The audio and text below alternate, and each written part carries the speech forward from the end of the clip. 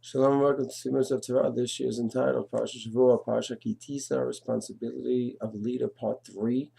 We discussed that a leader really has to have a pulse, finger on the pulse, understand his people to the best of his ability, understand what the people can handle, and the ramifications of his actions. Not simple. A leader is not necessarily a Navi, but he has to be at his best at understanding reality. And in this shiur, I'd like to just analyze what's going on today. Bibi Netanyahu spoke in Congress a few days ago. So many political issues and discussions around it. Was it done with the proper protocol or not? These questions can be analyzed from today till tomorrow. The question is the speech itself and the reality of the situation.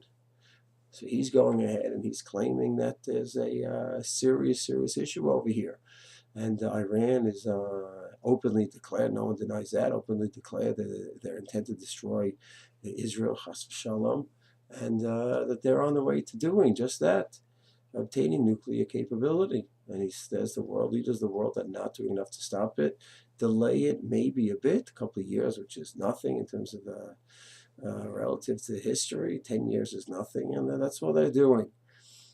And the Jewish leaders in America, some of them are openly criticizing him. The leaders over here, especially the opponents, are also criticizing him.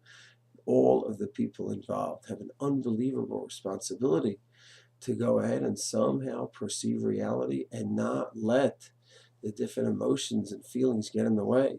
The politicians over here who are against Bibi, running against him, of course they have to watch out that they should go ahead and not let their biased approach, the fact that they want to be the leaders, go ahead and sway them to see that there's not a danger here. And the American leaders also, they don't want to rock the boat, they don't want to start out with Obama, etc., etc. Chas v'shalom, that we repeat a mistake from 70 years ago, where the Jewish leaders didn't want to rock the boat either against Roosevelt. And it's imperative that leaders of the Jewish people understand reality to the best of their abilities and not have naive assumptions. A person wants to go ahead and say, listen, I analyzed the capability of the Iranians, and based on my understanding of physics and science, I see that they're not really advanced, that they have decades. Okay, if a person has that knowledge, fine. Or I've analyzed the deal that's being proposed, and I think that's a good deal. A person can analyze that rationally and see that that's fine. But to go ahead and just simply assume you have to say that everything's going to be fine, there's no problem, there's no danger, Hashem will take care of us, that's naive kind of thinking. It's naive kind of thinking. We've done that before. We've had the false assumptions, whether it's Gush Katif, everything's going to be fine, it's not going to happen. Whether it's 70 years ago in Europe, it's not going to happen. He has the 67 war, a few years later, 73, it's not going to happen. Naive thinking really doesn't have a place in Yadus, where the people are supposed to be rational, clear, thought-out people.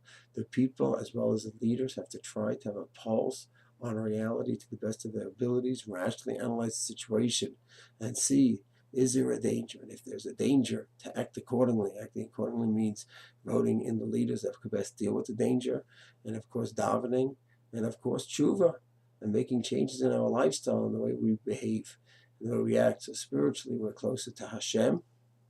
And the next year, I'd like to just go ahead and analyze the book of Megillah and see how there is a real parallel between Mordechai and Esther and the times in Shushan and today. Shalom.